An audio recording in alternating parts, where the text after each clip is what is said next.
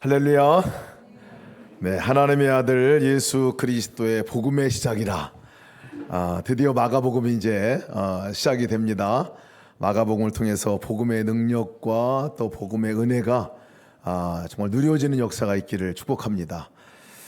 오늘 너무나 기쁜 또 날이네요. 우리 이현 집사님, 송원호 집사님, 박수 한번 하겠습니다. 아유, 너무 우리 생명이가 이 땅에 태어나고 또 건강을 이렇게 회복돼서 함께 나오게 되신 거 너무 감사하고, 우리 간절한 또 기도하고 또 기쁜 소식이기도 합니다. 너무나 감사합니다.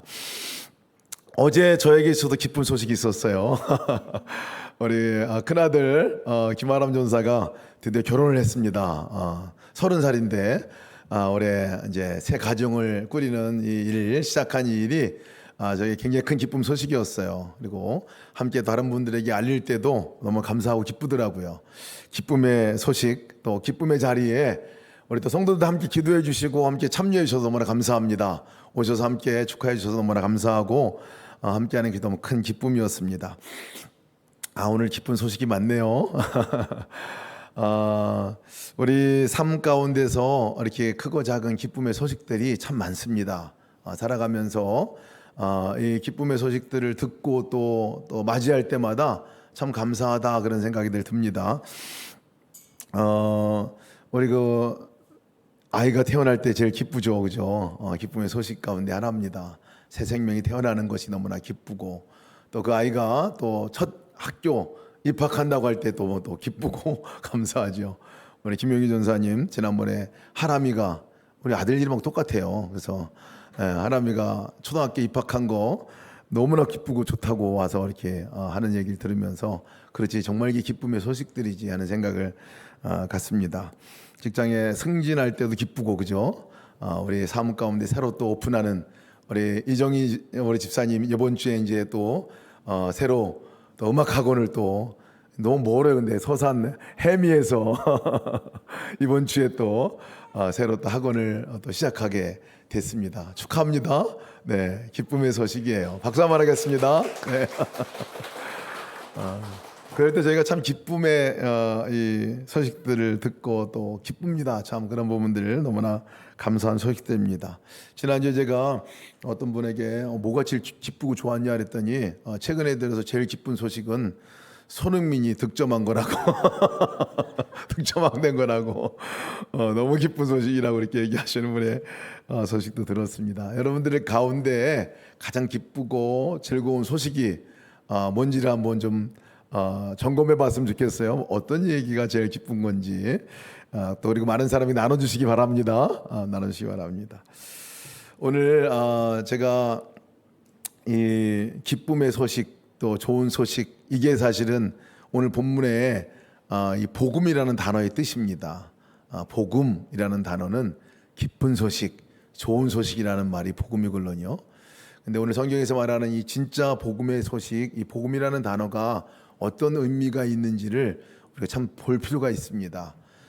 많은 좋은 소식과 많은 기쁜 소식을 우리가 접하고 살지만 영원한 정말 기쁨의 소식이고 좋은 소식은 도대체 뭘까 하는 것들을 점검해 봤으면 좋겠습니다. 우리가 많이 맞이하는 그 기쁨의 소식들이 영원하지는 않는 것 같아요. 그때 기뻤다가 또 시간이 지나고 또 다른 기쁨을 맛보고 이렇게 살아가는데, 오늘 성경에서 마가복음의 시작에 말하고 있는 하나님의 아들 예수 그리스도의 복음의 시작이라 할 때 이 복음, 이곳에 진짜 기쁨의 소식, 좋은 소식은 도대체 뭘까?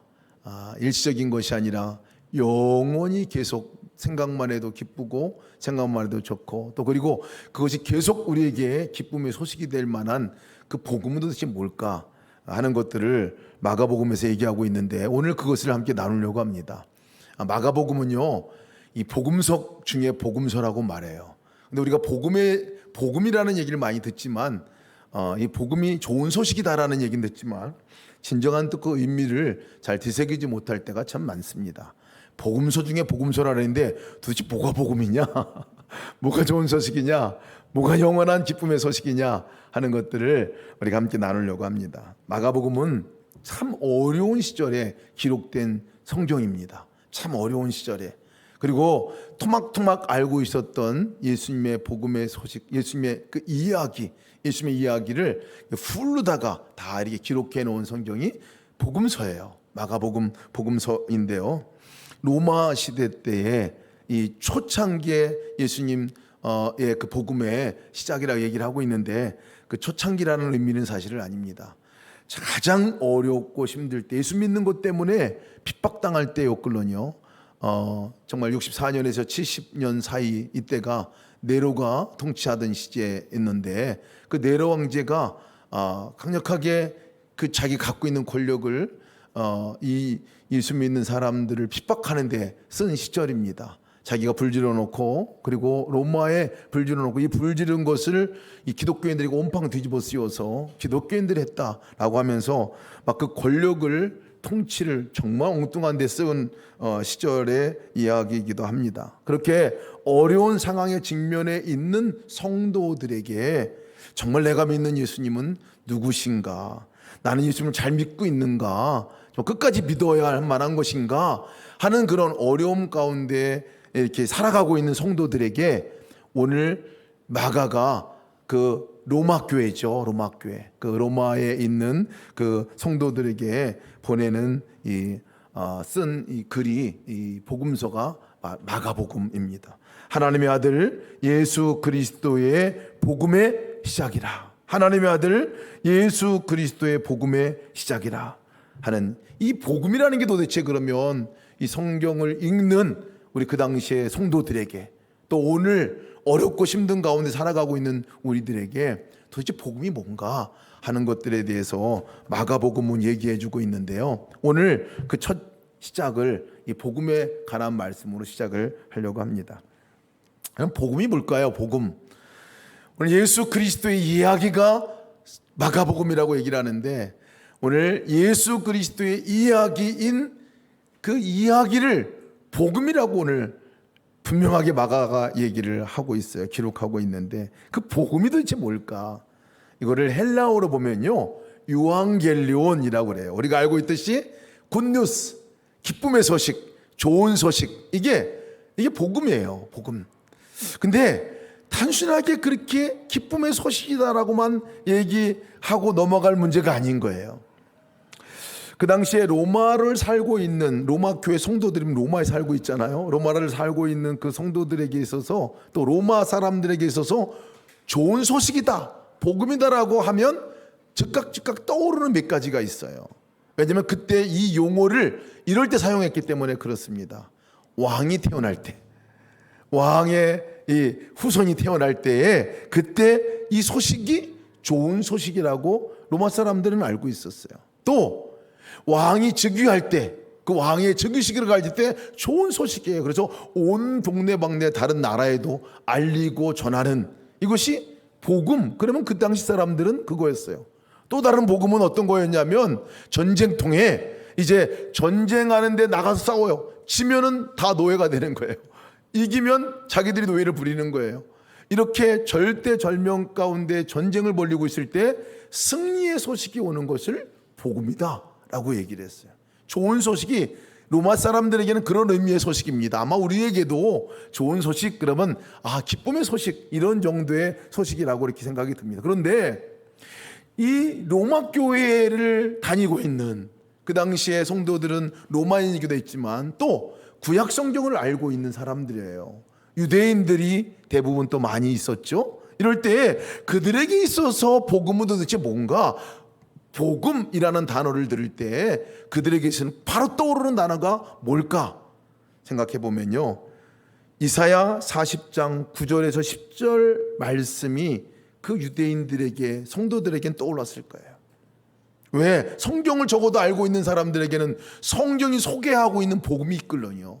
그 복음의 내용은 이사야 40장 9절 말씀 보면, 복음을 전하는 자, 아름다운 소식을 시온에 전하는 사람들이 전하는 복음의 내용, 이 내용이 있는데 10절에 그 말씀을 하고 있어요. 잘 들어보세요. 보라, 주 여호와께서 장차 강한 자로 임하실 것이요, 친히 그의 팔로 다스리실 것이다 라고 얘기를 하는 거예요. 복음의 내용입니다.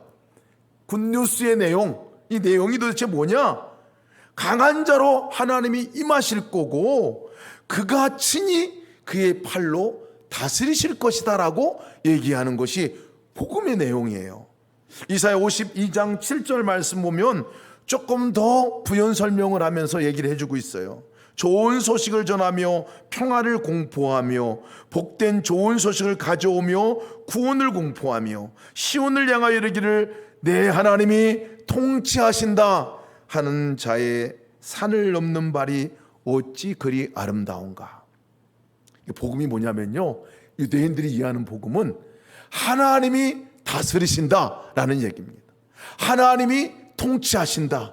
한마디로 말하면 하나님이 이 땅을 통치하신다는 거예요. 이 세상의 권력과 이 세상의 힘이 아니라 하나님이 통치하신다, 하나님이 개입하신다, 하나님이 간섭하신다, 하나님이 인도하신다, 이 얘기입니다. 다른 말로 말하면 하나님이 왕이시다라는 거예요.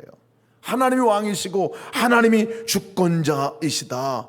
세상의 통치자인 사단이 더 이상 영향력을 발휘하지 못하고 세상의 주권자같이 보이는 강력한 힘을 가진 이 로마 정부의 통치가 아니라 하나님이 친히 다스리시고 친히 인도하실 것이다. 그러니 우리의 왕은 하나님이시다라는 그러한 얘기입니다. 한마디로 말하면 정권이 바뀌었다는 얘기예요. 우리나라도 정권이 바뀌었잖아요. 하나님의 정권으로 바뀌었다. 하나님의 나라가 이제 시작되었다라는 의미가 복음인 거예요. 복음. 그러니까 다른 표현으로 말하면 나를 다스리고 나를 통치하는 그 주권자가 사단도 아니고 정부도 아니고 나 스스로도 아니고 이제 사랑으로 통치하시는 하나님이 나를 전적으로 통치하고 다스리실 것이다 라는 게 복음이라는 거예요. 이게 복음이라는 거예요. 새 나라의 도래예요. 새 나라의 시작이 복음이라는 거예요. 복음이라는 거. 그것을 하나님의 아들 예수 그리스도 복음의 시작이라. 이제 내가 예수님의 이야기를 할 것인데, 하나님의 아들 되신 예수 그리스도의 이야기를 할 것인데 바로 복음의 시작이라는 거예요. 예수님이 다스리기 시작하시고 예수님이 간섭하기 시작하시고 예수님이 통치하기 시작하시는 하나님의 나라가 우리 가운데 임하였다. 이게 복음입니다. 여러분, 예수님을 믿는다는 의미는 바로 그거예요.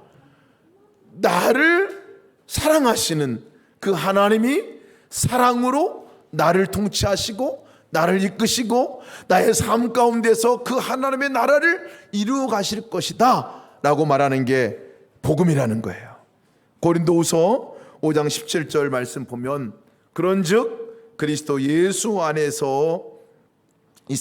있으면 새로운 피조물이라. 이전 것은 지나갔으니 보라 새 것이 되었도다 하시는 말씀. 그러니까 복음은요, 통치와 관계가 있습니다. 복음은 새 나라와 관계가 있습니다. 복음은 새로운 법과 질서로 내가 살아가게 되는 이 새 나라의 시작을 알리는 게 복음이라는 거예요. 보이는 권력이 우리를 통치하지 않습니다. 그것은 영원한 권력이 될 수 없다는 거예요. 보이지 않는 주님, 보이지 않는 그 하나님의 권능과 능력이 내 안에 임하셔서 이제 그 주님과 함께 새 나라를 시작해 나가는, 내 가정 안에서, 내 마음 안에서, 내 직장 안에서 그 주님이 강력하게 일하시기 시작하는 역사가 임하는 것, 이게 복음이라고 말하고 있는 것입니다. 마가복음의 핵심 메시지. 그래서 마가복음의 이야기는 어떤 이야기냐면요, 하나님을 만난 사람들이 어떤 삶의 변화로 살아가는가, 하나님을 만난 사람들이, 예수 그리스도를 만난 사람들이 마음에는 어떤 변화가 있고 삶에는 어떤 변화가 있고 어떤 삶의 하나님 나라를 경험하며 살아가고 있는 것인가, 이것에 대한 증언의 기록이라고 말할 수 있어요. 계속 만나는 사람들이 그러한 간증의 삶을 살아가는 것들을 보게 됩니다. 사단이 여자까지 통치하고 있었는데, 그러니까 마가복음 보면 첫 번째 기적의 이야기는 어떤 이야기로 나오냐면요, 귀신이 쫓아내는 것이 나와요. 귀신이. 왜 그 얘기를 거기다 둔 거냐면, 하나님 나라는 사단이 나를 통치하고 죄가 나를 통치하고 다스렸던 그 나라에서 주님이 임하심으로 말미암아 귀신이 쫓겨나가고 귀신이 더 이상 영향력을 발휘하지 않고 주님이 영향력을 발휘하시면서 주님의 사랑으로 다스리시는 삶으로 시작되어 나가는 나라입니다 라는 걸 얘기하고자 하는 거예요. 병든 것을 고쳐진 얘기가 나옵니다. 병든 사람이 고쳐진 이야기들이, 기적과 이사의 이야기들이 많이 나와요. 왜 그 얘기입니까? 그 병든 것이 고쳐지고 끝났다 이게 아니에요. 사단이 나간 것으로 끝났다 그 얘기가 아니에요. 사단이 나가고 새로운 통치자가, 주님이 우리를 다스리시고 주님의 보로 인도하실 것이다. 나를 병든 것으로부터 나를 죽음으로 몰아갔지만 그 가운데서 주님이 고쳐주시고, 그러고 나서 뭐냐 도대체, 주님과 함께 새 삶을 시작하는 삶의 이야기가 이 마가복음의 이야기입니다. 여러분, 우리 삶 가운데 예수 믿는다는 의미는 나에게 주님이 지금 통치하고 계십니다. 나의 삶을 다스리시고 이끄십니다. 나의 삶을 주관하시는 분이 하나님이십니다 라고 시작하는 것이 여러분 예수 그리스도를 믿는 사람의 시작인 것을 믿으시기 바랍니다. 바뀌는 거예요. 변화되는 거예요. 그러니까 단순하게 머리와 지식으로다가 하나님 임하셨지가 아니라 나의 삶 자체가, 이 삶의 이 모양 자체가 바뀌어지는 걸 말해요. 나를 이끌었던 주체가 바뀌어지는 거 말이에요. 주인이 바뀌어지는 걸 말하는 거예요. 이전엔 사단이 나를 이끌거나 다른 어떤 곳에 의해서 이끌어갔다면 주님이 임하심으로 말미암아 주님이 이끌어가시고 주님이 나를 주관하시고 주님이 나를 그 하나님의 나라, 하나님의 나라는 사랑의 나라죠. 정말 그 사랑의 나라로 나를 이끌어가고 나의 삶을 바꿔가시는 것들을 말해주는 거죠. 제가 예수 동행 운동을 하면서 동행 일지를 써가면서 이 운동을 함께 하는 일이 우리 교회뿐만 아니라 이제 다른 교회들도 또 전 세계적으로 일들이 일어나잖아요. 많은 변화의 간증들을 봅니다. 많은 변화의 간증을 보여요. 또 많은 분들을 만나게 됩니다. 이 한 분이 찾아오셨어요. 찾아오셔서 함께 예수 동행 운동을 내가 어떻게 섬겼으면 좋겠습니까? 라고 찾아오신 권사님이 계세요. 그 권사님이 이 운동이 너무나 귀하기 때문에 나는 이 부분들을 이렇게 함께 참여를 하고 싶습니다 하고 오신 분이세요. 근데 그분의 이야기를 들어보니까요, 그분이 그렇게 얘기할 만한 분이 아닌 거예요. 사실은 그분이 그렇게 예수동의 운동을 내가 참여하고 이를 섬기겠다 이런 분이 사실은 본인은 아니었다고 얘기를 합니다. 얘기 들어보니까 그분이 어떤 변화가 있는가 얘기 들어보니까 알코올 중독자로 꽤 오랫동안 생활을 폐인과 같이 살았던 분이세요. 알코올 중독자로 가장은 부유하고 그렇게 자랐지만 어느 순간부터 알코올에 의지하게 되고 그렇게 먹다가 결국은 끊을 수 없는 알코올 중독자가 됐었어요. 중독자가 돼서 가지고 그리고 보니까 자기 의지로 할 수 있는 게 아무것도 없다는 거예요. 다 술에 의지해 가지고 술이 끌고 가고 술을 먹는 힘에 의해서 거기에서 가고, 그러고 나니까 모든 행동과 그분의 삶에서 나오는 것은 그냥 인간의 본능 정도고 나온다는 거예요. 본능에서 내가 반응하는 거, 화를 내거나 판단력도 흐려지고 다른 사람들 피해를 주고 다른 사람들을 어렵게 만들고, 이것이 본인의 인생이었다는 거예요. 알코올이 자기를 끌고 갔다라고 얘기를 하시더라고요. 근데 사랑하는 아내를 만났는데 이 아내가 믿음이 너무 좋으신 분이세요. 이분을 만나서 아내가 계속 기도하고 알코올 중독자로부터 남편을 핍박당하고 어려움 당하는 중에서도 계속 기도하고 계속 권면하고 이러시다가 어느 날 이분이 정말 예수님을 만나게 된 거예요. 예수님을 만나게 되고 인격적으로다가 예수님을 만나고 고백하는 순간을 갖게 됐어요. 그리고 나서 본인의 삶이 자기도 모르는 사이에 바뀌어지더라는 거예요. 자기도 모르는 사이에 주님을 인격적으로 만나고 나니까, 예수님이 보이고 나니까, 예수님과 함께 살아가는 삶이 시작되고 나니까 자기의 이전에 자기를 끌고 갔던 모든 것들이 끊어지고 이제 예수님을 바라보고 예수님이 이끌어가는 삶으로 자기가 나가게 되더라는 거예요. 그러나 나중에 예수 동행 일지를 소개받고 그렇게 하다가도 의지적으로 하려고 하다가도 자꾸 넘어지는 그런 것들이 줄어들고 계속 이제는 예수님과 함께 살아가는 삶이 계속 되어지면서 완전히 삶이 바뀌었다는 거예요. 완전히 삶이 바뀌었다는 거예요. 아내에게 대하는 태도, 자녀에게 대하는 태도, 자녀와 나중에 제가 한번 들었을 때 그 자녀가 어렸을 때부터 깊은 상처가 아버지에게 있어요. 그런데 그 가운데서 이 아버지가 바뀌어진 모습을 보고 자녀도 예수님 살아계시다 하는 부분들에 대해 고백을 하게 되고, 그 자녀의 주례를 저한테 부탁을 해서 제가 그 자녀의 결혼에 주례를 맡아서 예배를 인도를 했었습니다. 너무나 감동이더라고요. 그 모든 이전의 삶은 생각하기도 싫은데 이제 예수님을 만나고 나서 함께 진짜 자기를 끌고 이끌어가고 지배하고 통치하시는 분이 하나님이신 거예요. 그 나라가 너무나 감사하다. 가정 안에 천국이 임하고요, 그 삶 가운데, 직장 가운데서 하나님의 이끄심을 보는 그 간증을 하시더라고요. 근데 여러분, 이 간증은 사실 우리 모두의 간증 아니에요. 우리 모두의 간증이에요. 예수님을 믿고 바라보고 따라간 그 다음에 우리의 삶 가운데 놀라운 변화들이 일어나는 간증은 그분만의 간증이겠습니까? 우리의 간증이죠. 근데 우리가 잘 유심하게 살펴볼 것은 그 변화가 하나님의 나라가 확장되어져 가는 증거라는 거예요. 우리 삶의 영역 가운데서 하나님 나라가 이루어지게 해주십시오, 여러분 그냥 추상적으로 기도하는 게 아니라 그 변화가 하나님의 나라가 이루어져 나가는 과정이라는 거예요. 다른 표현으로 말하면 하나님 나라가 확장되어져 가는 과정인 거예요.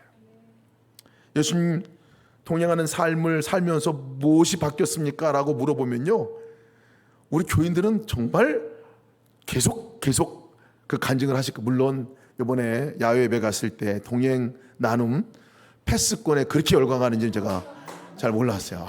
그거를 그렇게 좋아하시더라고요. 패스권 한 분도 안 된 게 다행이긴 한데 제가 특송이 걸렸어요. 제가 특송이 걸려가지고 제가 그래서 언제 특송할 건가 지금 준비를 하려고 합니다. 이정희 집사님께 은연 좀 드리고 제가 하려고 했는데 신발 던지기 해가지고 특송에 딱 걸렸는데, 아이고, 동행 나눔, 우리 모두가 사실은 뭐 정말 이렇게 앞에 나와 하는 게 부담되니까 그런 거라 생각을 하는데 다 간증들이 있잖아요. 나름대로 했어요.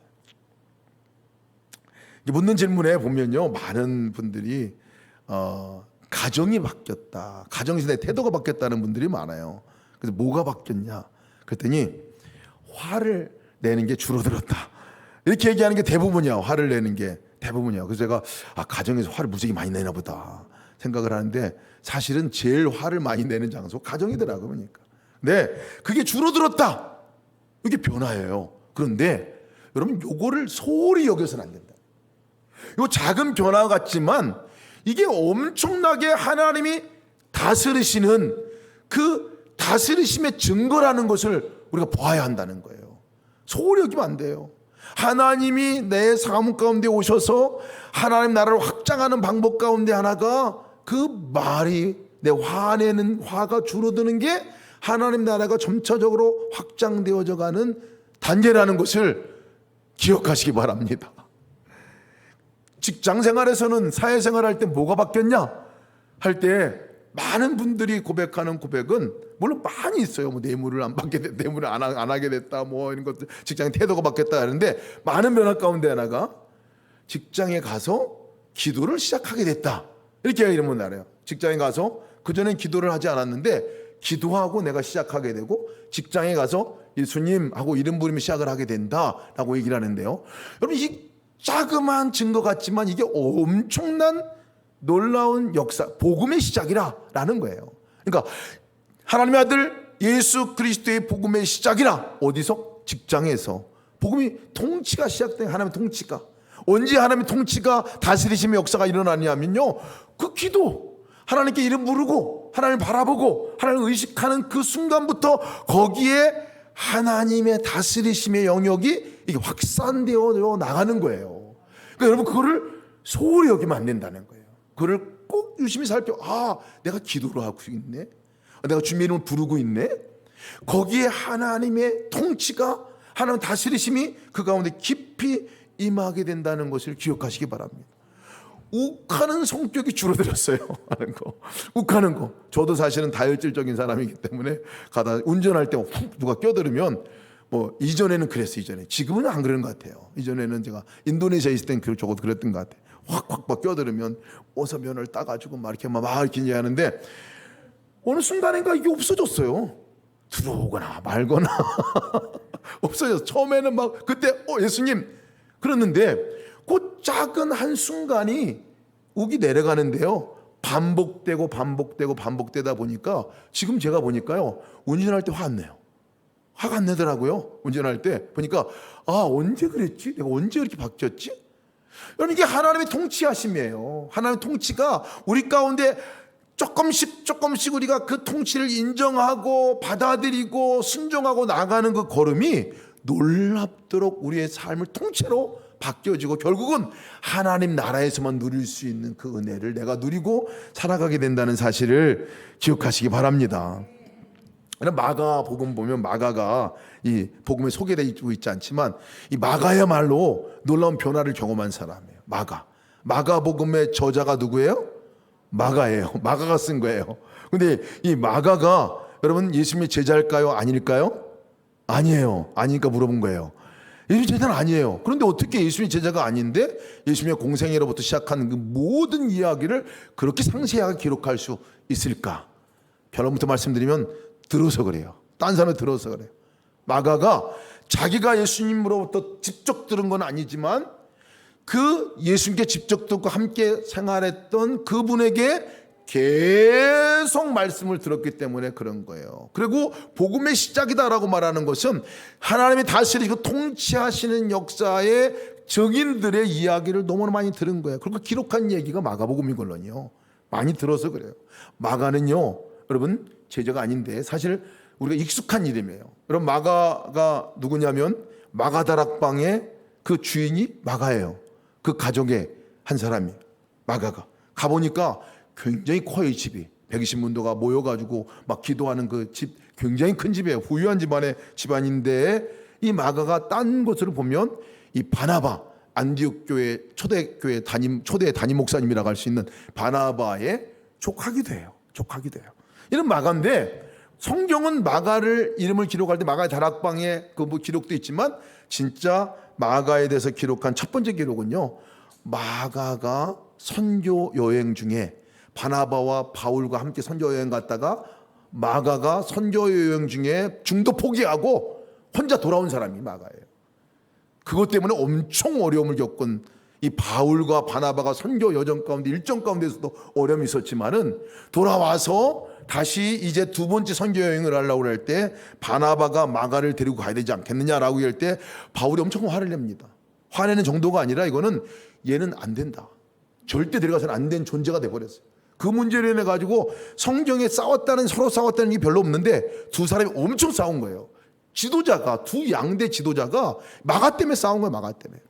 이렇게 문제아였던 사람이 마가였어요. 마가의 기록은 그래요. 그 사람이 성경 기록한 거예요. 그런데 좀 시간이 지나고 나서 마가에 대한 기록이 또 달라요. 마가에 대한 기록이. 이 시간이 지나서 바울이 이 마가에 대해서 맨 죽음 얼마 앞두고 있는 그 상황에서 로마에서 이 디모데에게 편지를 씁니다. 디모데 편지 쓰는데 마치 이제 죽음을 준비하는 것 같이 하는 그런 마음으로 편지를 써서 다른 사람들이 내 곁엔 다 떠났다. 지금 누가만 남았다. 그러니까 디모데야, 너 나한테 와라. 함께 오는데 너 혼자 오지 말고 나를 와서 도와라. 하는데 혼자 오지 말고 마가를 데려오라니. 마가. 근데 마가를 데려오라고 하면서 마가가 누구냐고 설명하냐면 마가는 나에게 있어서 유익한 사람이다라고 얘기해요. 유익한 사람. 그렇게 난리를 버거지를 피고 이제 안 됐다고 했던 마가가 세월이 지나고 났는데 이 바울에게 있어서는 유익한 사람이 됐어요.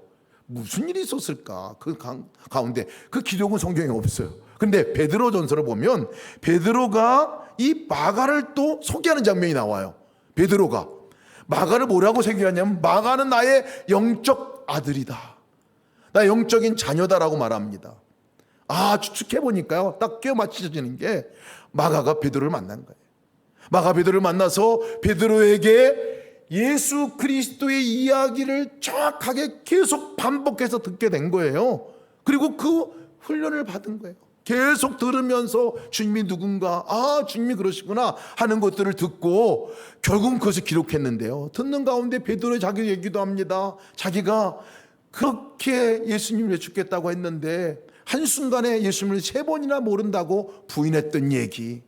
그런데 그 부인한 이 베드로를 하나님께서 예수님이 버리지 않으시고 긍휼히 여기시고 받아들이고 용서해 주시고 그리고 부활하시고 나서 자기를 모른다고 부인하고 버린 이 제자를 다시 찾아오셔서 그 갈릴리 해변에서 밥 같이 먹자 하면서 식사에 초대를 하시면서 같이 밥을 먹으면서 이 베드로에게 너가 다른 사람들을 가서 사랑하고 먹이라, 양육하라. 내가 나를 사랑하느냐. 이 얘기 스토리를 쭉 이제 이 베드로가 했겠죠. 그 얘기들을 다 듣고 하나님이 누군지, 예수님이 누군지를 더 깊이 알게 된 거예요. 결국 마가가 이 예수님의 이야기를 듣고 예수님과 함께 살았던 베드로와 함께 같이 살면서 이 예수님의 이야기가 각인되어서 사실은 기록한 성경이 마가복음이에요. 그래서 다른 사람들은 마가를 뭐라고 그러냐면 베드로의 통역자다라고 말해요. 베드로의 통역자라고 말할 정. 그러니까 베드로의 입이 됐다는 얘기예요. 베드로의 입이 됐다는 얘기예요. 그 정도로 마가가 깊이 주님과 함께 주권이 바뀌어진 삶으로 바뀌어진 거죠. 그의 삶이 바뀌어진 거예요. 그래서 바울이 전에는 무익한 사람이었지만 지금은 유익한 사람이 되었다.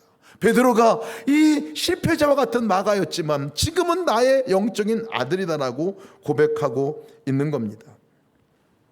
여러분, 우리의 이 삶 가운데 특히 마가복음을 보면요, 이런 비슷한 이야기들을 많이 우리가 만나게 될 겁니다. 그런데 이 이야기는 다른 사람 얘기가 아니에요. 사실 저희들 얘기가 아닙니까? 살아가면서 얼마나 많은 실패들을 경험하고 얼마나 많은 실수와 어려움들을 경험합니까? 근데 그때마다 정말 중간 확인, 주님이 함께 계신 것이 느껴지면 그 다음부터는 내 의지와 실패했던 내 본성에 따라 살아가는 삶이 아니라 주님이 이끄는 삶에 한 걸음 한 걸음 나가보는 거죠. 그래서 또 넘어지다 보면 또다시 일어나 들어보면 예수님 이런 분이시지, 예수님이 나의 삶 가운데 이렇게 인도하시지, 들어보면 또다시 한 걸음 더 나아가게 되는 삶을 살아가게 되는 거죠. 이것이 믿음의 여정입니다.